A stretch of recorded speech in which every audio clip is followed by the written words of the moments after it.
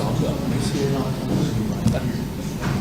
车那个真的不行，要的要4-5千块钱买一个比较稍微大一点的那种。那个东西是一个车，就是不要你买一个大的工具车。关键你在马场那边没有客人，就有学员到处走了。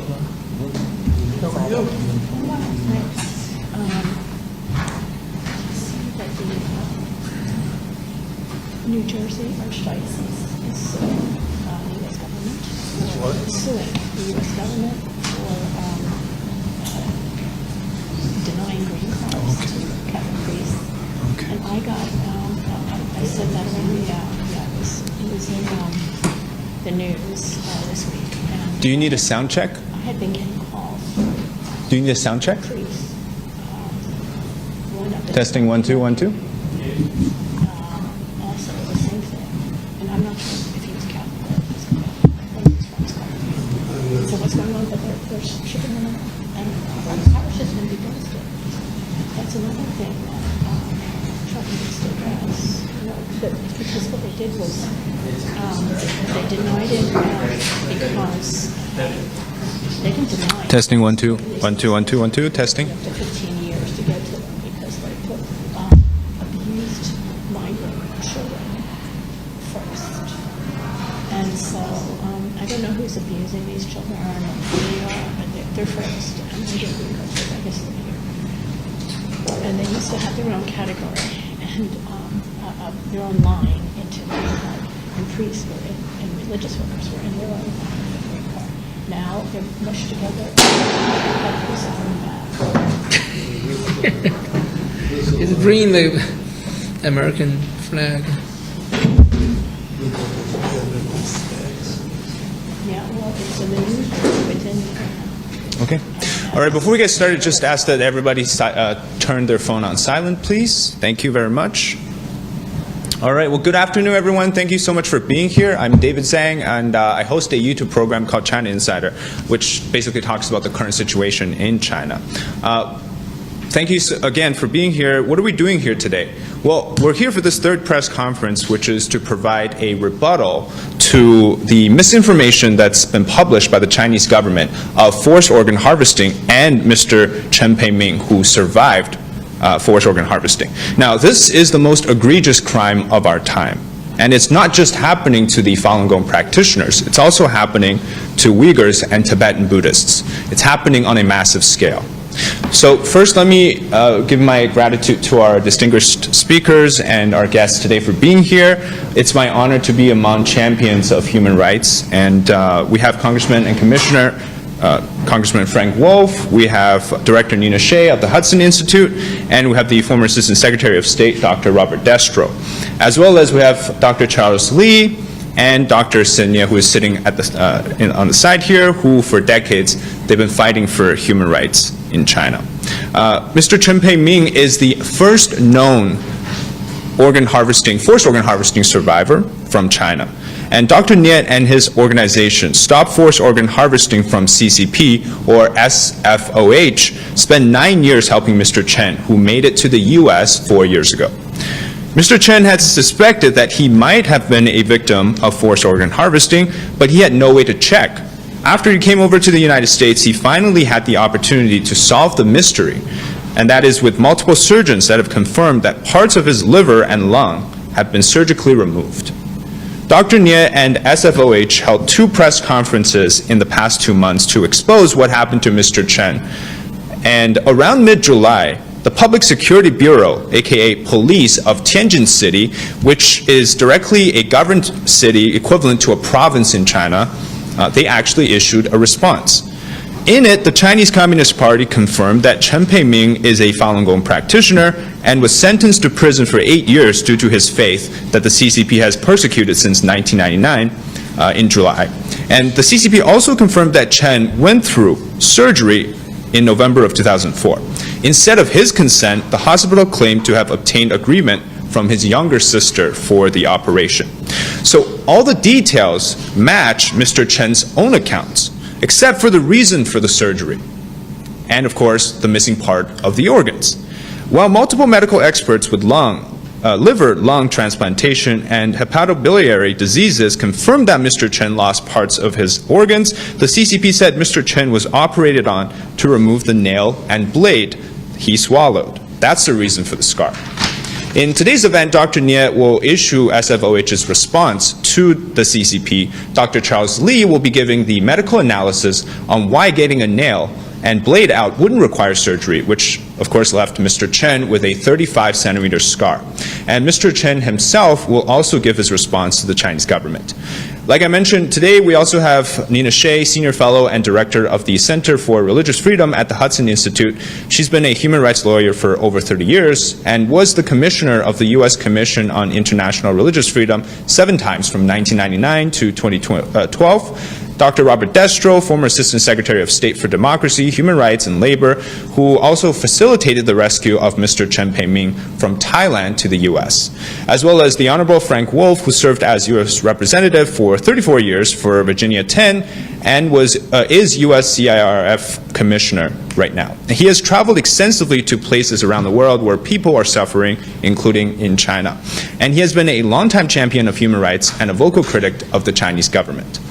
So SFOH will be also presenting a statement from Congressman Belarakis, a joint statement from Professor Wendy Rogers, chair of the advisory board of End Transplant Abuse in China, along with the other part, which is from David Mattis, an award-winning international human rights lawyer and investigator of forced organ harvesting. This is all to support the call, of course, to Mr. Chen, but a call for an independent investigation of his case. So first, let's introduce Mr. Chen Pei-ming, who will be giving his remark. So can we ask that you guys come speak up here? This is where our microphones will be. We'll also be providing translation in English.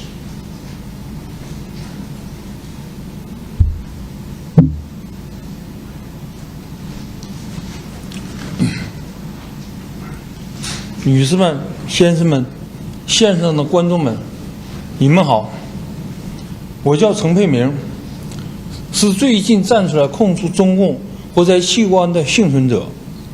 我在2004年11月份被大庆监狱押往大庆第4医院，给我做了开膛手术。我的手术伤疤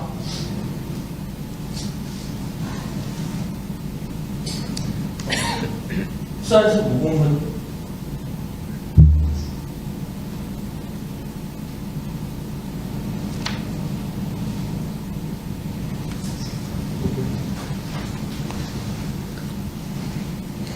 Ladies and gentlemen, an online audience, hello everyone. I'm Chen Pei-ming, a survivor who has come forward to accuse the Chinese Communist Party of forced organ harvesting. In November 2004, I was forcibly taken to the 4th Hospital of Daqing by the Chinese Communist Party, where I underwent the only surgery of my life, a thoracotomy that left me with a 35-centimeter scar. 来到美国，检查医生对我说，我的左肋部分肝、肺部被切除。 After arriving in the United States and undergoing medical examinations, the doctors informed me that half of my left liver and lower left lung have been surgically removed. 中共天津公安局各大网站说，因为我吞了钉子刀片，中共要进行急救手术，我参加今天的新闻发布会。 就是为澄清这一点。 The Chinese Communist Party's Tianjin Public Security Bureau and major web portals claim that I had swallowed nails and blades, and that they performed an emergency surgery to save my lives. I am attending today's press conference to clarify this point. 我吞了钉子刀片，是抗议他们对我这种迫害、无休止的迫害，酷刑没有上限。 I swallow nails and blade because the cruel and continuous torture by the Chinese Communist Party pushed my mental and physical endurance to the brink, forcing me to take this drastic action as a form of protest. 江泽民迫害法轮功的原型下令，对法轮功不转化者，就不放弃信仰者，迫害打死白打死，名义上搞臭，精神上搞垮。 Under the orders of Jiang Zemin, the former leaders of the Chinese Communist Party, who ordered the physical examinations of Falun Gong practitioners and state that beating them to death counts as nothing. The prison guards subjected me to endless and extreme humiliation and torture to force me to renounce my faith. This include forced ingestion of salt water, being suspended in mid-air, continuous electric shocks to my body, and even to the sensitive areas such as the genitals. 我今天站在这里，你们看到我很正常，我说话也正常，走路也正常。可是我今天再也回不去我那正常的我了。我的左肋伤痛，与我的伤口随着我脉搏的跳动，我跳一下，痛一下。我晚上夜间睡觉睡不着觉，气上不来，一躺下就要憋死了。我这种难以承受的痛苦，这让我痛不欲生。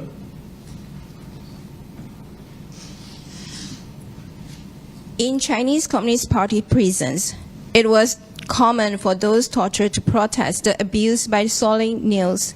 The doctors present today will provide details and professionals' explanation on this matter. 我在痛苦中活下来了。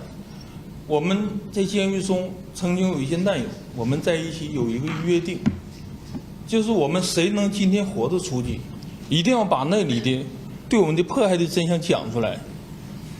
我今天不仅仅为我发声，他们有很多已经死去了，发不了声了。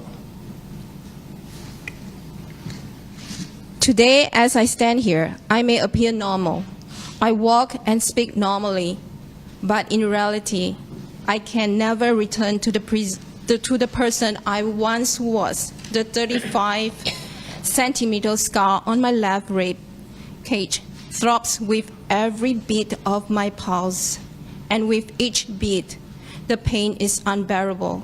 At night, I struggle to breathe, making it difficult to fall asleep. But I'm determined to survive. In my heart, I carry a promise to my fellow Falun Gong practitioners who are still enduring torture in prison. We make a pact.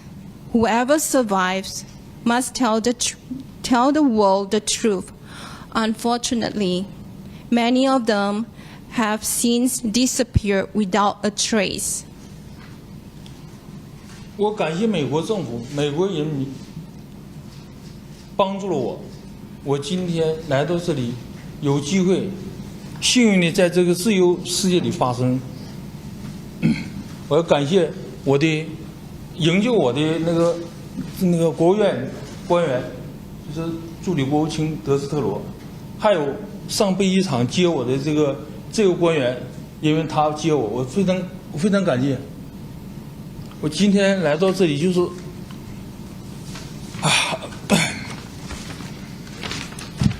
我也感谢美国政要，你们今天来的媒体，给我的一份力量、仁慈、帮助。I want to thank the U.S. government and the American people for providing me with a safe place where I can stand here and speak freely. I also want to express my gratitude to the international community, including the media, including the many media outlets and government officials for showing kindness, compassion, and support to me as a survivor of the Chinese Communist Party forced organ harvesting. Your attention and assistance have brought awareness to the suffering I have endured. 我呼吁国际社会给中共施压，要求中共开放监狱、医院，允许国际人权及医疗组织进去做独立调查。调查我在大庆第4医院，我的器官、肝部、肺部，他们拿去干嘛？他们给我个交代。谢谢大家。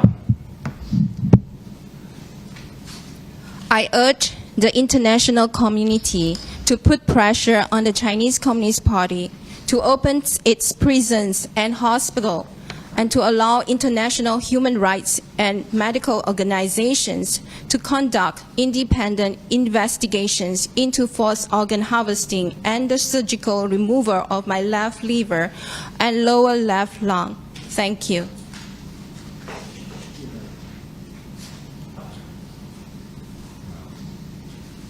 Thank you, Mr. Chen. We'll now have Dr. Senya give us the information regarding the response from the Chinese regime.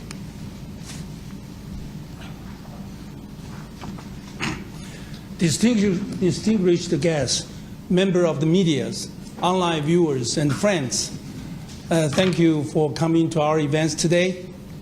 Thank you, Davey, for giving a concise recap of what has happened so far. As Davey said, as the organizer, we held 2 press conferences in the past 2 months, and we try to collect the impact of the press conference, primarily the media reports. So far, we have limited collections. We have 43 English language media reports of Mr. Chen as a survivor, the first known survivor of forced organ harvesting, plus close to 100 Chinese language media report. When we collect that, we were very surprised that we also collect 8 reports from Communist Party that we're going to share with you all today.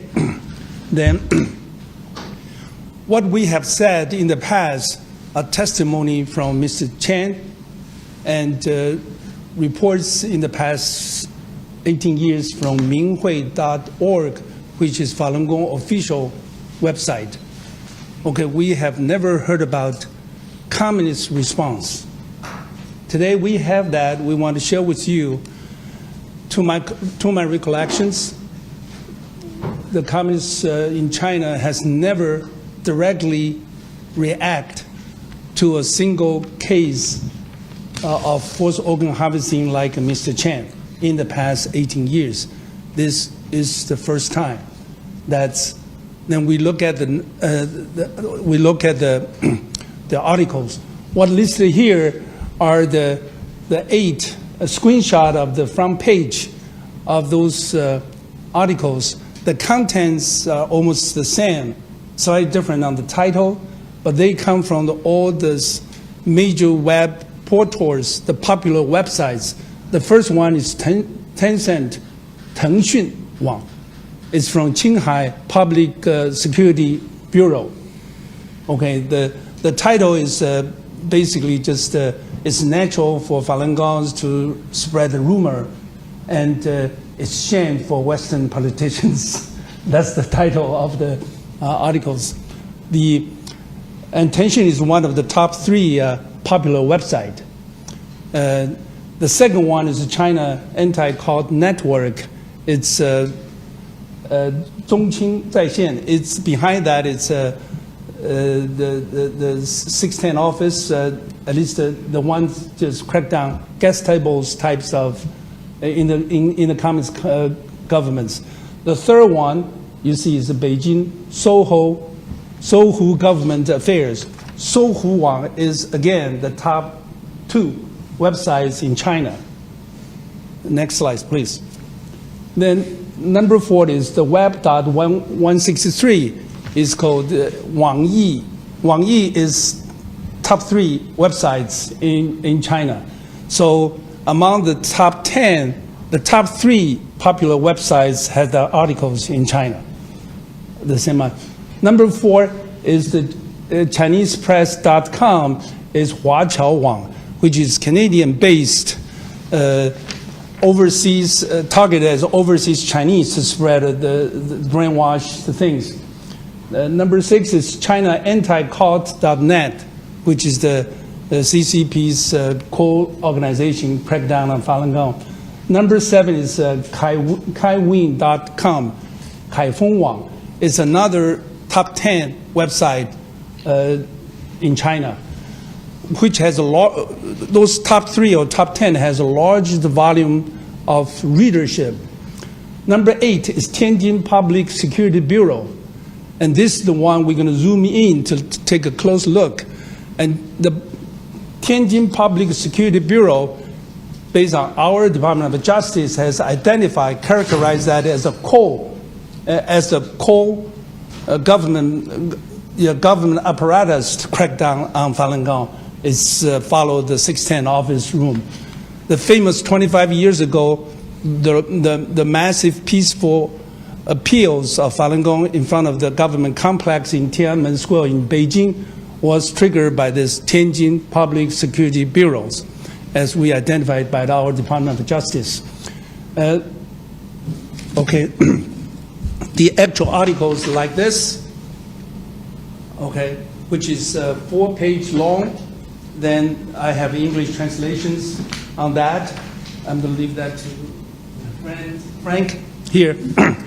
Then I have the whole list of the information I collected on the response of Chinese government or CCP on these 2 press conference or the survivor of forced organ harvesting. Then on the last page of that, they have a particular paragraph specifically talk about Mr. Chen.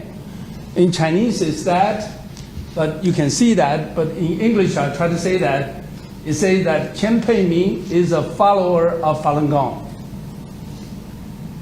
He was sentenced to 8 years in prison, okay, because of his belief. And on November 2004, Chen Peiming swallowed a nail blade in prison and brought to the hospital. And the hospital provided medical treatment. Then the scar he showed on the press conference last 2 months was done by the hospital surgery. Okay. In other words, next slide, please. What CCP has confirmed on November 2004, CCP admit the surgery on Mr. C without his consent. There are 4 basic facts that we agree with CCP. Number 1, CCP say Mr. C was sentenced to 8 years of prison due to his faith in Falun Gong. Number 2, a hospital in China performed the surgery on Mr. C in November 2004. Number 3, the 35-centimeter long scar on Mr. C is a result of surgery. And number 4, the hospital didn't obtain Mr. C's consent for the operation. We agree with these 4 basic facts. But what there are 2 hidden things they cover up, they lie. Number 1, the long cut was not for taking out the swallowed rusty nail. Number 2, the surgery removal of part of the liver and lung of Mr. C, which is the one and only surgery he has in his life. These 2 cover up things. I will have Charles Lee to explain the medical background for that. Next slide. Then another time incident is 2006 March, when he was second time brought to the hospital for potential organ harvesting. He sensed that he escaped from the hospital. The detail was in testimony in this media package, everybody, the member of media can have a copy, and we reported in the past. But right after his escape, the public security issued a warrant of arrest. I have 13 copies of different warrants of arrest from central government for different provinces, like Heilongjiang, Gansu, Jiangsu, Jiangxi, Fujian, Shanghai. All the different places talk about the facts of his escape in March 2006. Okay, so next slide, please. So what it say that is on March 3rd, 2006, Mr. Chen escaped. Okay, in the presence of Daqing City through the hospital. Then the Chen has the Chen is a Han race, 180 centimeter tall, with square face, with single eyelid, okay, and a reward to bring him back, provide the information, is 50,000 Chinese dollar, which is close to 7,000 US dollar, which is a big lump sum of that. Okay, this is issued by Ministry of Public Security in 2006. So this two-time instance, November 2004, March 2006, from the testimony of Mr. Chen, all the basic facts was confirmed by Chinese government, the CCP. And that part we agreed. What we did not agree is what they cover up, they lie, that I'm going to have Charles Lee to rebuttal to the medical evidence. Charles.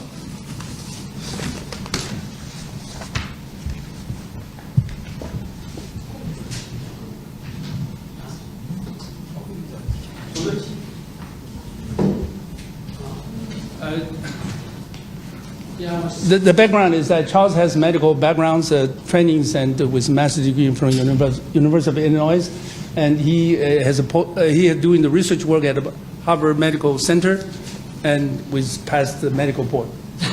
Okay, thank you. Good afternoon, everyone. Thank you, David. Thank you. Yeah, good afternoon, everyone. Thank you, Professor Nie. Thank you, David, and thank you, distinguished guests.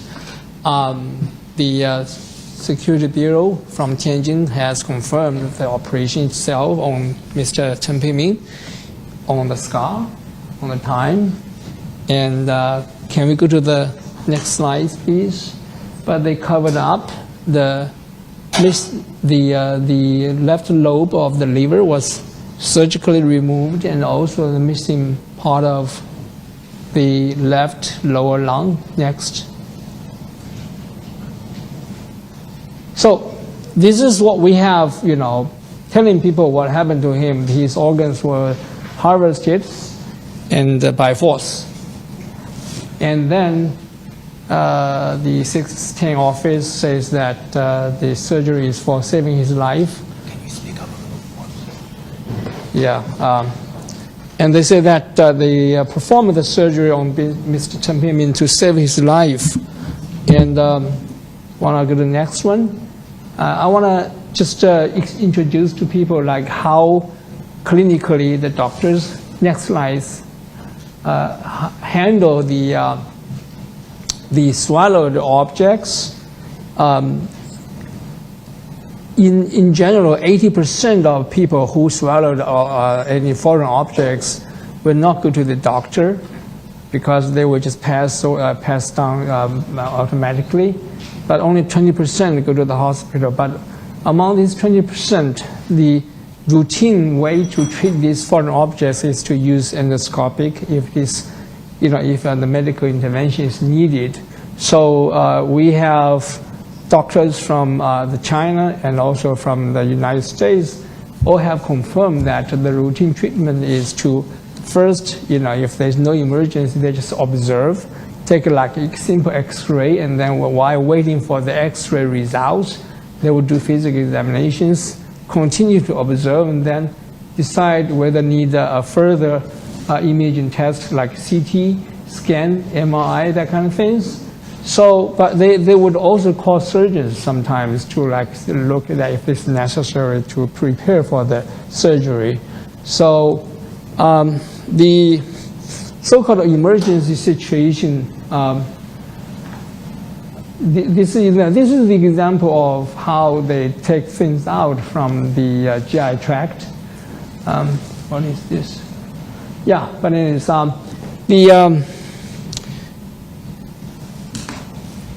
next.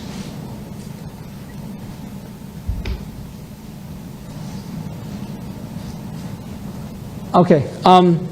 The so-called emergent situation is that when the sharp object can, sometimes can cause the rupture of the aortic arch or aortic, or of course they would, pierce the esophagus first.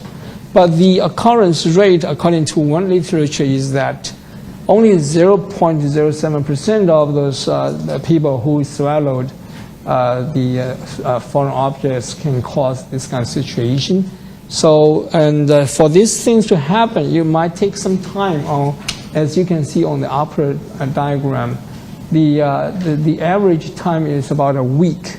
It's not like you swallow something that they would just pierce the aortic artery immediately. It will take some time. So usually, it does not happen. People ignore that, and then sometimes it happens.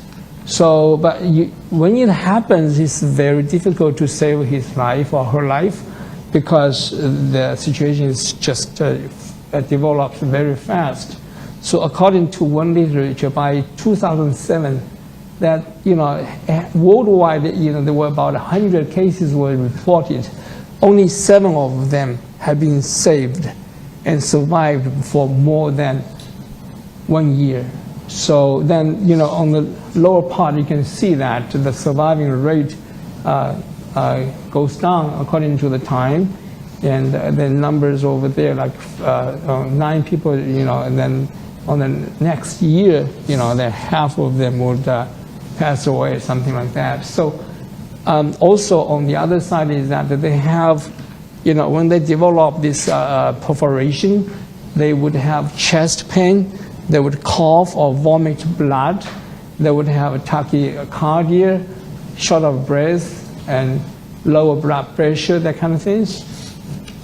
So, next, please.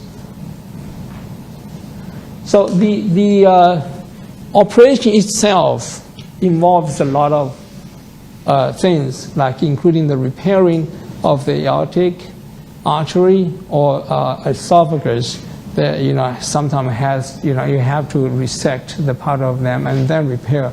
So it's very difficult for the patients to survive for long term because it will reoccur very often, and there will be complications such as infections and also the damage to the lungs, that kind of things.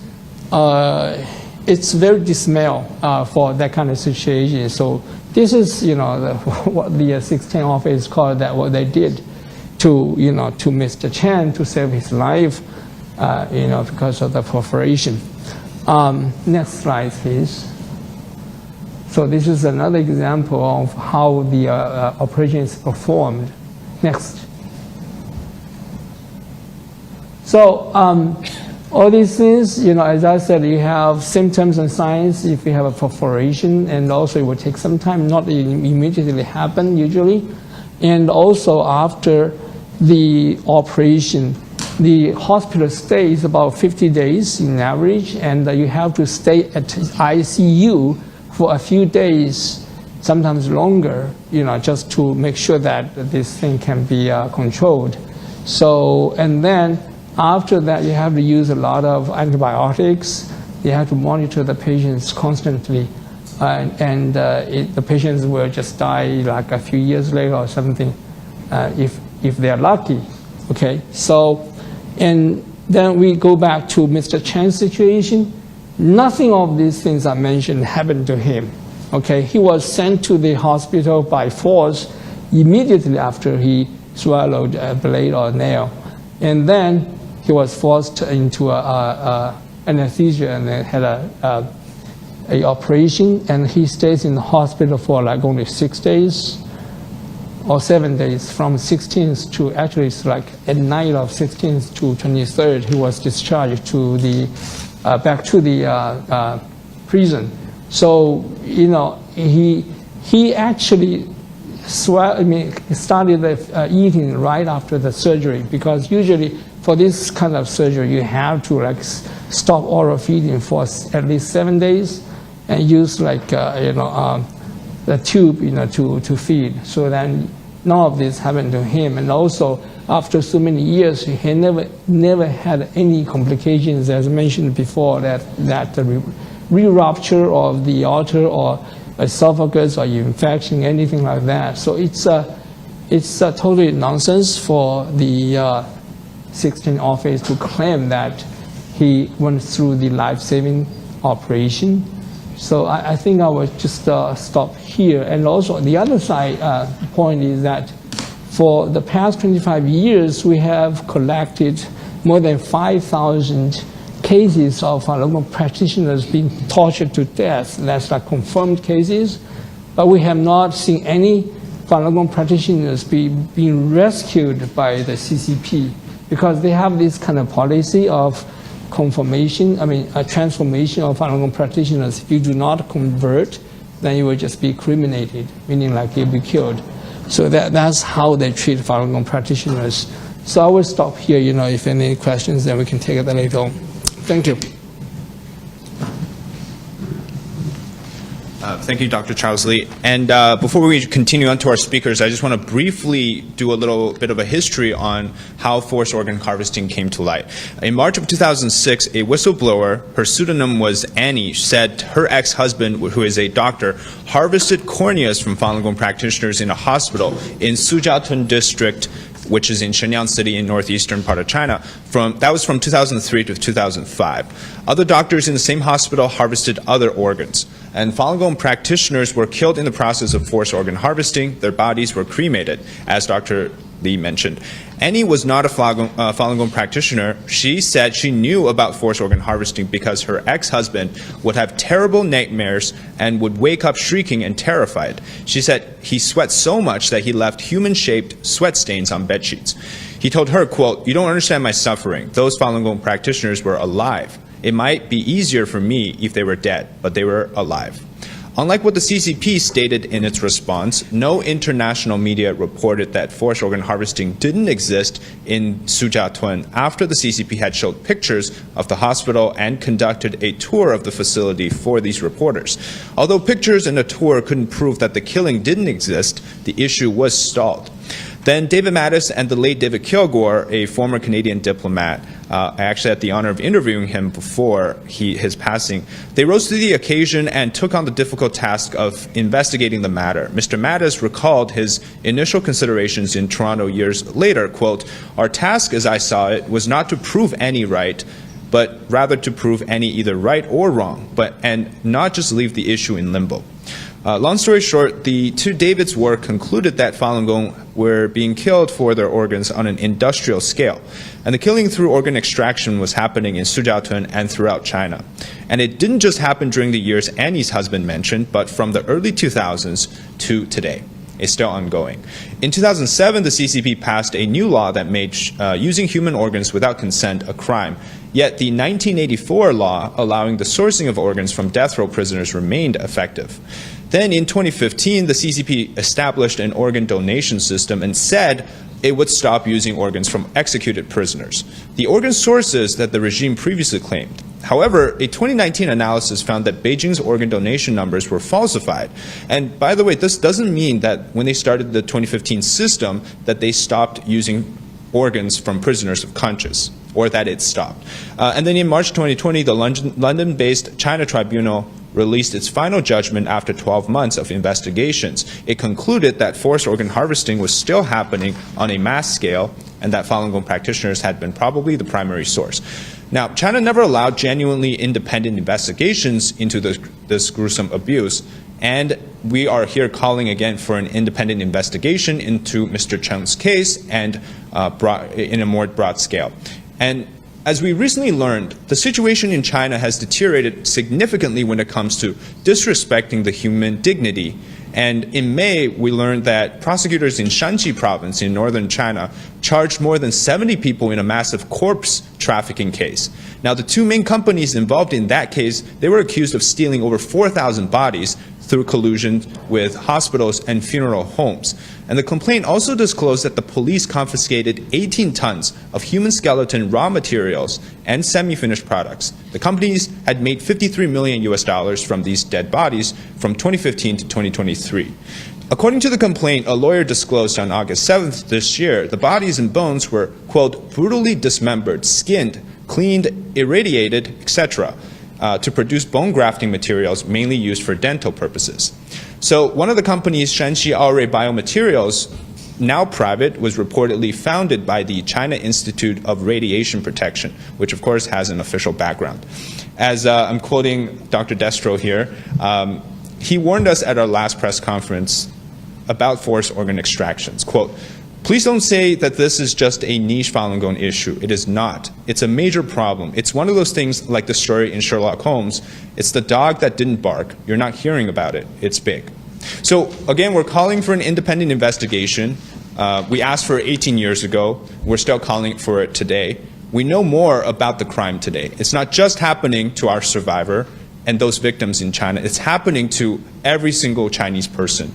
And everybody here is a victim. Now, wherever the CCP goes, wherever they are, whatever they do, now we know that they've confirmed in its response that there are some basic facts that both sides align with, and there are differences. But we need to know the full truth. So thank you very much, and please let me welcome Congressman Frank Wolf to give his remarks. Well, thank you very much. One, I'm no longer on usurp. My term ended in May. Two, and my comments are from myself. I'm not speaking for any other group. Where's the Washington Post? If Fred Hyatt were alive, God bless Fred Hyatt, he used to be the editor of the Washington Post. If Fred Hyatt were alive, there would be reporters out here covering this. Fred was very good on all these issues. Where is the Washington Post? It almost makes me want to cancel my subscription to the Washington Post. If you can't cover this story in the town where you are, I want to thank Mr. Cheng for coming forward. It took a lot of courage. If you ever went through that, you must want to kind of get it away from your mind. And so God bless you and Bob for helping you to come. I want to thank Nina. Nina got me interested in this years ago, and I watched Nina's event at Heritage last year, about maybe 14, 15 months ago. I want to make a couple of comments. One, where I would differ a little bit with this gentleman, this did not start in 2006 to 2007. Harry Wu would come by my office in 1996 and 1997 and tell me all about it. Harry would show me pictures. What they would do is Westerners would come into China, have their blood type taken, then they would stay in a hotel, and then they would go into the prisons and took blood tests and find somebody that matched to take them out. And Harry actually showed me pictures of them executing people, and after they executed them, they would put them in an ambulance and take them to the hospital, because the closer you are to removal of the kidney to where the transplant takes place, the more success it is. And if you want to see this, I urge you to look at it. 1997, a rally outside in Lafayette Park called Let Freedom Ring Rally. Again, 1997. It's on C-SPAN. I found it this morning and went on and looked at it. God bless Harry Wu. He knew about this. This was taking place then. And Harry would go and then with a secret camera and interview some of the Chinese authorities with regard to this and bring it back. Our government has failed the Chinese people on this issue. We have failed the people on this issue. Everyone has known about it. If you watched the rally and if you could see some of the prominent people there, this has been known 4 years. In those days, it was probably 20,000. I think when Nina did her thing, it were well over 100,000, the gentleman. And so I think it's great you're having this event to educate people. Again, where's the Washington Post? They're gone. They're not here. But let me give you my own personal view of what should be done. Because it's one thing to educate, but then it's another thing to do something about what you're learning about to make a difference, to stop what we know is taking place. And here it is. If there are any Western doctors, if there are any American doctors, if there are any Western institutions, if there are any American institutions, hospitals, training centers, you should sue them. You should sue them for damages. You should sue them for damages for this gentleman and for others who have gone through.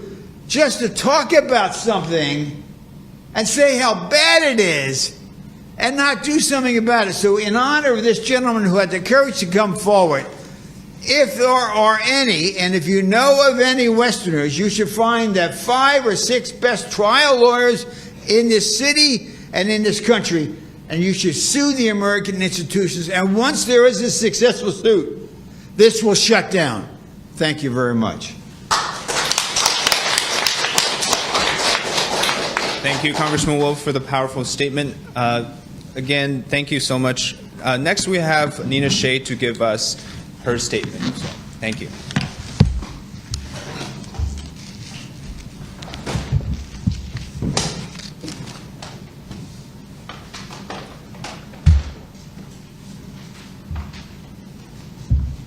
Thank you very much, Dr. Nye, for inviting me for this very important event, very distinguished panel. I salute Mr. Cheng for his courage. He is the only survivor that has gone public of this horrific atrocity, and we need his voice. I spent time a couple weeks ago, last week, in a small meeting with him. I saw his scar up close. I reviewed his scans. I read the doctor's reports of them, the expert reports, and I believe him. I believe that he was a victim of forced organ harvesting, and I do not believe the government of China or the CCP. I don't believe them because they have a practice, a consistent practice of to lie, obfuscate, deceive, disinform, and cover up. And this has been apparent since the Cultural Revolution, the time of Mao, through Tiananmen Square, through the Uyghur atrocities, mass internment of 1 million to 3 million Uyghurs. At that time, they said they were training them. It was a job training program. When women came out and said they were forcibly sterilized, they said, "Oh, the ambassador here tweeted out that that they were liberating the women, that they didn't want them to become baby-making machines." And even then, several years ago, before Elon Musk took it over, Twitter canceled him for that statement. There are no rigorous ethic rules in China on transplant medicine. There are no investigative journalists. There are no international observers. Whistleblowers are, as we saw during COVID, are punished, reprimanded, and left to die. There's no transparency whatsoever.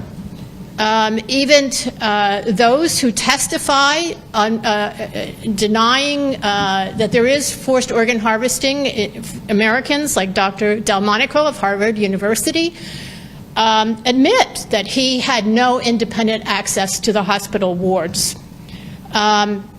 So it's absolutely outrageous that our institutions are relying, our hospitals, our medical schools, some of the most elite ones, are relying on the word, taking the CCP at its word at face value. One of the sources of this disinformation, that there is no forced organ harvesting in China on a massive scale, which I believe there is one of the major sources is Dr. Wang Jiafu. He was also, for a long time, a CCP Central Committee member.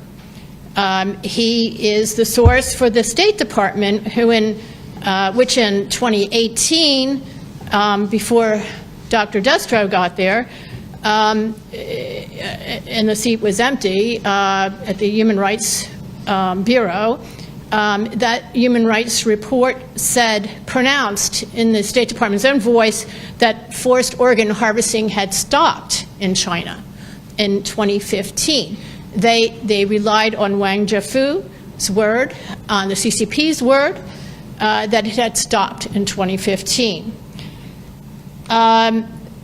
Wang Jiafu also was introduced by Dr. Delmonico into the WHO as a member of the task force to oversee world practices on forced organ harvesting, if you can believe it, introduced and taken to the Vatican's Pontifical Academy on Sciences to advise them. There is something called the China Medical Board up in Cambridge, Massachusetts, which on its website says it's given it's a major project, one of the major projects of the Rockefeller Foundation, and they've channeled hundreds of millions of dollars to hospitals in China, and 4 transplant hospitals, by the way. And they had a major conference a couple years ago in China at Wang Jiafu's hospital on organ harvesting, congratulating him, giving him an award for stopping it. So I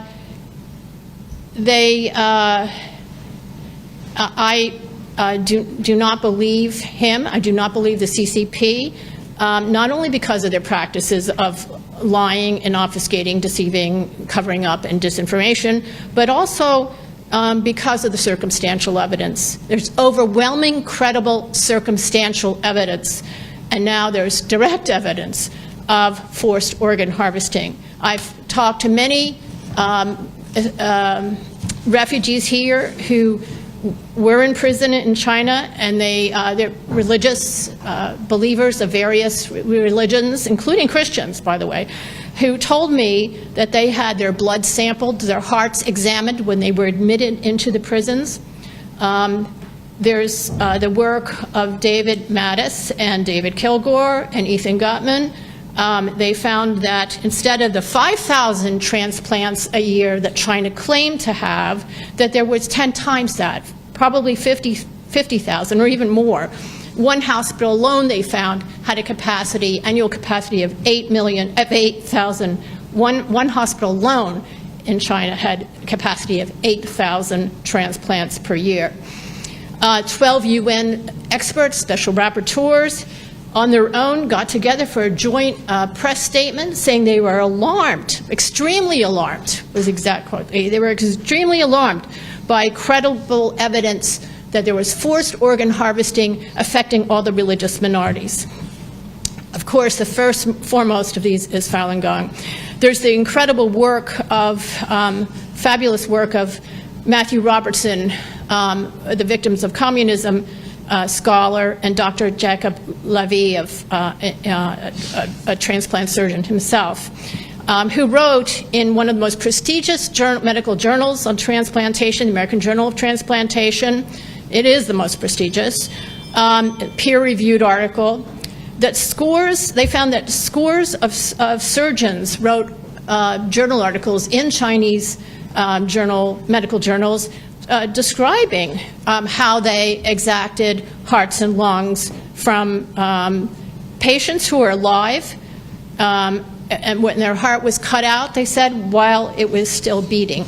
So this was the words of those 2 scholars who looked at hundreds of these journals, found scores of articles by Chinese surgeons describing how they accomplished this. The voluntary donor base is another piece of evidence. Matthew Robertson, again, went through this and found that China had 1 million registered volunteer donors when the U.S. had 145 million in 2019. Yet the United States had a waiting list of 4 years for a kidney transplant, where there's no wait at all for at China for even a heart-lung transplant. They also found that there was an implausible quadratic equation of the growth curves in 3 organ categories since 2015.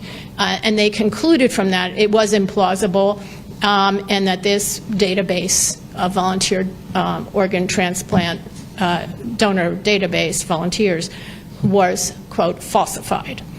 And this was a peer-reviewed article as well. So this is still going on.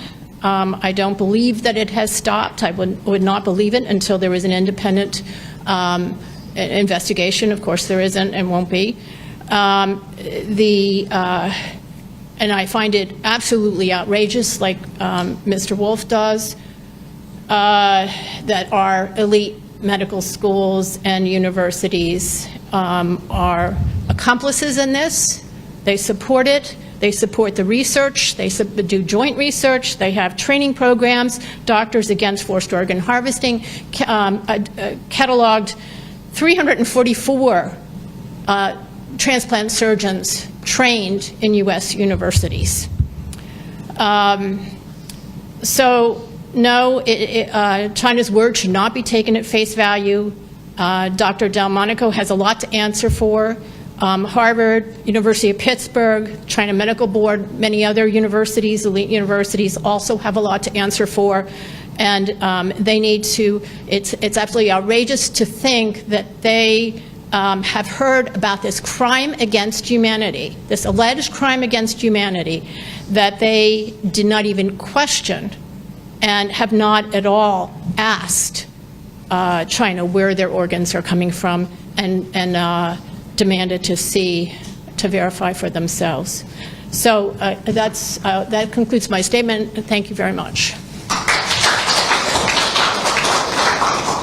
Thank you, Nina. And next we'll have Dr. Robert Destro give his remarks. And again, Dr. Destro is crucial for helping Mr. Chen to arrive in the United States.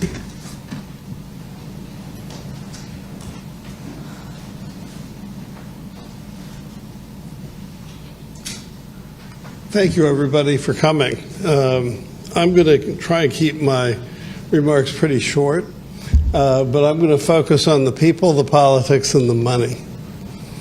So let me begin by saying that, you know, when I had the honor of serving as the Assistant Secretary, you know, all of us who go into government service, and I know that both Nina and Mr. Wolf would share this view,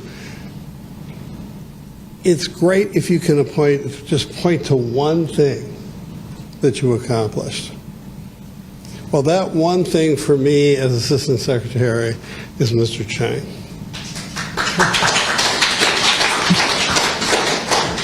And I also want to acknowledge that I could not have done this alone. Dr. Ney, you know, introduced me to the topic, but the person who took the brunt of the abuse and the politics is right here in the front row, my former colleague Michael Castiglione, who took Mr. Chang's hand as soon as he got here and got him through the system. Without Michael, none of us would be here today. So thank you, Michael. All right, we can, you know, when I talk about the politics, part of the politics is the fact that the media isn't here. Okay, now, as when I was quoted a little earlier about the Sherlock Holmes story about the dog that didn't bark, I want you to think about the politics of human trafficking, because this is the ultimate form of human trafficking. Each of us is more valuable in part, it's like stripping a car, We are more valuable in pieces than we are as human beings. And the one thing that I have learned in the time that I've been, I should say, immersed in all this. And my first experience, by the way, was in 1998 when my friend and colleague, Professor Mary Ann Glendon at Harvard, used the phrase in a phone call, organs of indeterminate origin. I said, what'd you say? And she says, yeah, people come to Europe and they whack somebody over the head in Central America and they harvest his organs and they ship them to Europe for transplant. So I want you to think about the markets. There is a huge market in human beings, okay? But that's one of the issues you'll get censored on YouTube for talking about. It's not that people don't talk about it. It is a testament to the power and the money and the complicity of the people who make the money, who the surgeons, the government officials, the gang members, all of the people who profit from this industry. I just got a call last week. A victim of human trafficking in Mexico is going to be sued for libel here in the United States because she had the audacity to write a book about it. So you will be shut down. You will be censored. And what's amazing to me, and I'm eternally grateful for it, is the opportunity to tell this story and have the CCP backhandedly confirm it all. I mean, I would have never have imagined that. And I want to thank you all for doing that. And I want you to think about that market. Okay, because it's not just members of the Falun Gong. Uyghurs are highly prized targets of human trafficking because they don't drink and they don't eat pork. I mean, we could go through the list. The amount of trafficking in body parts, in corpse parts, in people, in real slavery, you don't hear anything about that. And our government is complicit because it knows what's going on and it's silent. And so, thank you all very much. Happy to be here. Thank you, Dr. Destro. And next we have a statement provided to us by Florida Congressman Gus Belarakis, and I believe Dr. Nia will read it out to us. Yeah, just a while ago I received a supporting statement from Congressman Gus Belarakis. You know, right now Congress is in recess, and next week they will come back. So Congressman Belarakis is a force for leaders in many aspects, foreign affairs. Particularly, he's the chair of the House Caucus of Religious Freedom. He sent in this brief statements I'll read for you. They say China has a long history using the variety of repressive methods as part of the genocidal campaign to forcibly remove the people and culture of certain religious and ethnic minority within China. The topic of today's press conference, organ harvesting, has for too long been swept under the rug by the international community. While this heinous practice has been used against a variety of ethnic and religious groups like the Uyghurs, Tibetans, Muslims, Christians, Falun Gong, particularly Falun Gong practitioners have been the target of the CCP. Falun Gong is a traditional spiritual discipline founded in 1992 and only 4 years later started facing oppressions from the state, which has only increased in intensity. Falun Gong practitioners suffer from persecutions, intimidations, imprisonment, torture, and even deaths at the hands of the CCP solely because of adherence to their personal beliefs. They are the main source of organs illegally harvested by the Chinese government and are particularly targeted for other brutal treatments and torture while being held in Chinese prisons, concentration camps and detention facilities. The United States and our allies must send a strong and unwavering message in defense of basic human rights and protections for all people. The right to worship and freedom of belief must be protected throughout the globe. No person should ever be intimidated, forced from their homeland, imprisoned, and murdered because of their beliefs. Congressman Godspeed Racas of Florida. Next, we'll have a joint statement from Dr. Wendy Rogers and from David Mattis. Dr. Rogers is the chair of Advisory Board of ETAC, End Transplant Abuse in China. She is a distinguished professor of clinical ethics and deputy director of Macquarie University's Research Center for Agency Values and Ethics in Australia. She has a long-standing interest and expertise in the ethics of organ donation and transplantation. David Mattis is an award-winning international human rights lawyer, author, and researcher in Canada. He has served the Government of Canada as Canadian delegation to UN General Assembly, UN Conference on International Criminal Court, the International Holocaust Remembrance Alliance, and he co-authored Bloody Harvest, the 2016 update. He was nominated for the Nobel Peace Prize for his work on forced organ harvesting.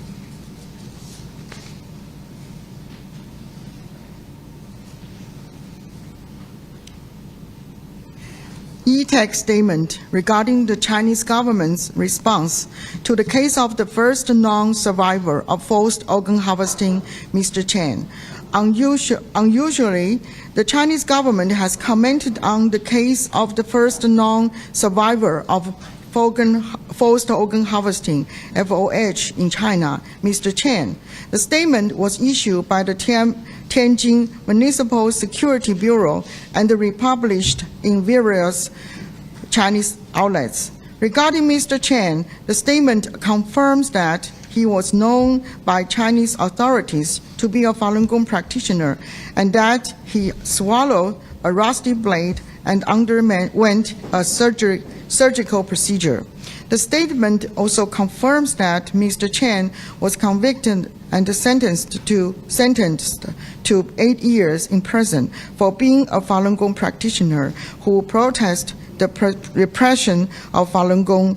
However, 1. There is no law identified in the Tianjin Municipal Security Bureau statement as having been undermined. 2. Mr. Chen denied he undermined the implementation of any law. 3. Mr. Chen was not prosecuted, convicted, or sentenced in Tianjin. 4. The practice of Falun Gong, though forbidden by Communist Party dictate, was never legally prohibited. 5. There is no public record of the conviction of Mr. Chen for any offense, and the source of information for the Tianjin Municipal Security Bureau statement is not identified. The rest of the statement from Tianjin Municipal Security Bureau contains a rehash of unsubstantiated claims that the evidence of forced organ harvesting in China is propaganda. These unsubstantiated claims ignore the evidence from multiple sources that forced organ harvesting has been occurring in China since the early 2000s, and that Falun Gong practitioners have been the main victim group. This response from the Tianjin Municipal Security Bureau is unusual for several reasons. First, it shows that the case of Mr. Chen was considered by the Chinese government to be serious enough to warrant a specific comment. This is in contrast to the usual responses to reports of forced organ harvesting and associated human rights abuses, which the generic rather than specific, and are usually blanket denials or dismissals. Second, the response did not come from the hospital where Mr. Chen was assaulted, even though this hospital would be the most logical source of a comment that specifically mentions the surgery that was performed on him. Instead, The response came from the Tianjin Municipal Security Bureau. Tianjin is well known as a central and key region involved in forced organ harvesting and transplant tourism. The Tianjin Municipal Security Bureau is protesting too much, suggesting that they have something to hide, not about Mr. Chen in particular, but about forced organ harvesting with Falun Gong victims in general. 3. The response from Tianjin Municipal Security Bureau was issued on the 22nd July, after a preliminary first press event was held in Washington, D.C. on July 3rd, 2024. The Chinese government response has not been updated until after the full press event on August 9th, 2024. Even though this provided comprehensive answers, 2 points are about the surgery raised in the Chinese government response, including confirmations from transplant experts who had viewed Mr. Chen's medical scans that parts of his liver and lung had been removed. The press event was covered internationally by over 30 media outlets.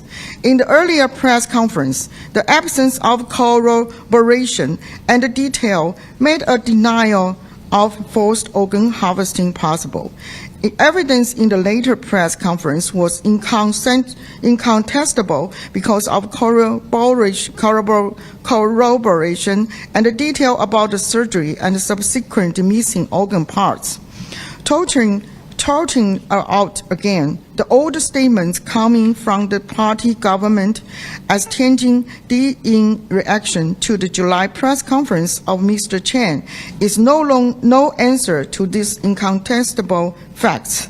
In our view, China is concerned about this unusual case of a person who has survived incarceration because of their Falun Gong practice, and who has had parts of their liver and lung removed without consent.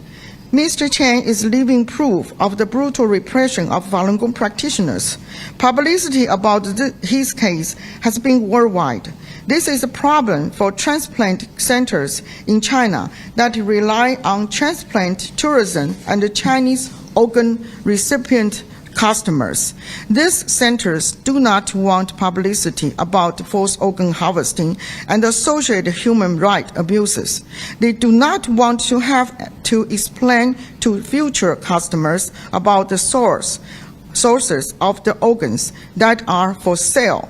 Mr. Chen is bad publicity for China's organ trade, and the fact that there has been an official response indicates that China is taking the potential threat to their organ trade very seriously. Authors by David Matas, international human rights lawyer, co-founder, International Coalition to End Transplant Abuse in China, ETAC, and the distinguished Professor Wendy Rogers, Chair, Advisory Board, International Coalition to End Transplant Abuse in China, ETAC. Thank you.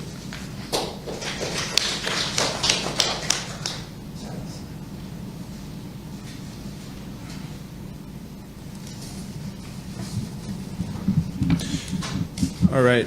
Just before we conclude, Dr. Nied, we just have a few words to add to our press conference. Thank you, Davey. I have just take 2 minutes. It's very dear to my heart.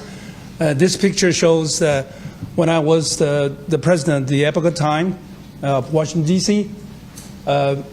My hats off to the epoch time for breaking the story in 2006 as whistleblower of forced organ harvesting, as Davey reviewed. And that's how the general public became broad aware of CCP's killing of prisoners of conscience for their organs. And I was the local president of the Epoch Times. 2 months right after the whistleblower, I took teams to Poland at the Auschwitz concentration camp to hold a seminar to let the world international community learn about the forced organ harvesting. The 2 people seated on my left are the son and daughter of the two whistleblowers of Nazi genocide of killing the Jews. Then the international society since then has made quite a lot of efforts to address the forced organ harvesting issue, but it hasn't been enough to end the crime and hold the perpetrator accountable.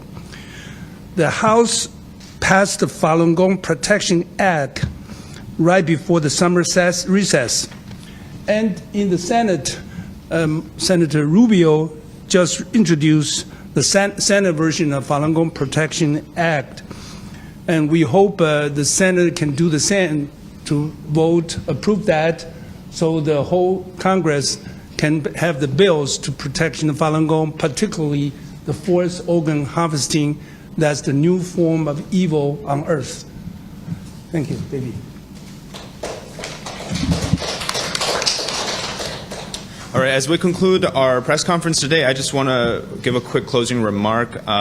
As we now learned for 18 years since we first heard about this situation with Falun Gong practitioners, as our speakers today mentioned, decades since they first heard about the situation in China, we've had countless of victims because the CCP uses state resources to cover up the crime of the century. That is, of course, forced organ harvesting. When Rudolf Verba and Fred Wetzler, two young men who escaped from Auschwitz, told the world of the horror, what French Jewish philosopher Raymond Aron would characterize as part of the reaction, quote, "I knew, but I didn't believe it, and because I didn't believe it, I didn't know." The most unimaginable horror is taking place in our lifetime. Today, we have the impossible before us, a victim who survived forced organ harvesting. The longer we wait, the more we'll suffer. We have to have an independent investigation now. Thanks again to our distinguished guests and speakers today, Mr. Chen, for showing up, and thank you all for listening today. This will conclude our press conference. If you guys have any questions, we're happy to answer our speakers. If not, that will be it for today. Okay. Thank you all for coming.